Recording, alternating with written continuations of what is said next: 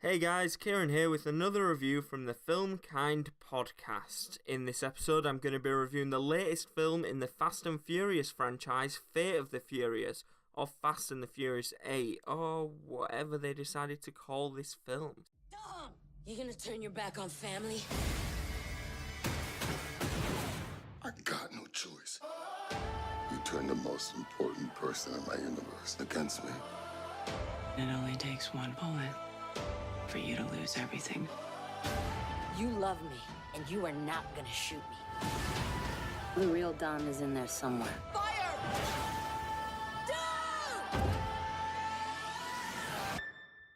So Fast and the Furious 8 is the latest chapter of the Fast and Furious franchise, and really, looking back, it's quite shocking to see how far this franchise and these characters have come. I mean, what started out as a cheap and at times horrible franchise about street racers has somehow become one of the biggest and most successful film franchises ever, and somehow those same street racers are now a badass government team and pretty much superheroes with cars. And you've got to give credit to the writers and the storytellers behind these movies, because it wasn't a stroke of luck that made this franchise a success. Someone mapped this out and managed to tell a really engaging and some really fun stories. So getting on to this latest film, and the first thing I'm gonna say is that this isn't the best film in this series, but it's also far from being the worst. I mean, Tokyo Drift was a real low point. While I think the last film really went hard with the emotional scenes in the aftermath of Paul Walker's death, this film is all about having fun and doing some really insane and impossible and amazing things with really expensive cars. I'm sure someone somewhere has probably counted how much this film paid to destroy all of these beautiful cars, but I'm just gonna say it's probably a lot, because this film goes all out with the explosions and the crazy sequences. I mean, at one point there's a submarine firing rockets at cars,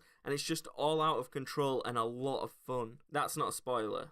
It was in the trailer. The real highlight of this movie is actually Dwayne Johnson, who is just a total badass in every single scene. No matter what movie The Rock is in, he always automatically makes it better, and that's the same situation as this film. I could just sit and watch an entire movie, 2 or 3 hours of Hobbs kicking ass and throwing insults, because that was the real highlight of this installment. And the rest of the characters, they also do great jobs. Vin Diesel obviously is good as Toretto, and I was actually surprised that the twist of him going rogue and his motivation actually made it work, and it made sense in the story. I'm not going to go through the entire cast because it'd take too long, but most of the returning characters do just as well as they have in the previous movies, except for one, and I'm mad because he used to be my favourite character in the entire franchise. Roman was always the more comedic element of these films, and that's always worked for me, but this time around it was way too over the top and the jokes were way too frequent. There's one point, well actually there's a few points, where he's just taking the piss out of Scott Eastwood's character, and it just kind of feels like it's too much. I used to find that character fun and funny, but something about this film just threw it way over the top, and it kind of got on my nerves a little bit. The one other issue I have with this movie is actually the story. While this is probably the most insane film in the franchise, it's also the weakest when it comes to telling a really engaging and memorable story. And I actually think it's because of Brian's absence and Paul Walker's absence in the film. Brian was the heart of these movies, and I for one was always really more engaged with his struggle to start a family, and it's the heart of this film that seems to be missing, and it's unfortunate because there's nothing the filmmakers or anyone could do to make this right. It was always going to be a gamble to see what the franchise is like without Paul Walker, and for the most part it does work, but in a lot of ways Paul's absence stops this film from being really good, because like I said, Brian was the heart and the core of these films, and something doesn't feel right without him being there. Other than that, there really aren't that many problems I have with this film. Is it great? No, but it is a lot of fun, and it's another decent offering from a franchise that's just going to keep going, and honestly, I'm going to keep buying a ticket because it is fun. These films are exciting, and as much as I hate to say it, cars blowing up and submarines throwing rockets at cars, it looks amazing and it's a hell of a lot of fun, even if the stunts are impossible. I mean, does anyone know physics? Overall guys, if you liked the last few Fast and the Furious films, then you'll probably like this one just as much. If you've never liked a single one of these films, it's not going to change your mind. Rating Fate of the Furious out of 10, I'm going to give it a 6.5. Like I said, it's not the best in the franchise, but it's also far from being the worst. Alright people, that's it for my review of Fate of the Furious. Let me know what you thought of the movie in the comments section below, and follow this podcast. You can listen on iTunes, YouTube and SoundCloud, so go to all of those and subscribe, comment and leave a review. It really does help. Also check out monkeysfightingrobots.com for the latest movie news and content, and follow me on Twitter at KidsMcLean or at FilmKind Pod. I'll talk to you in the next episode.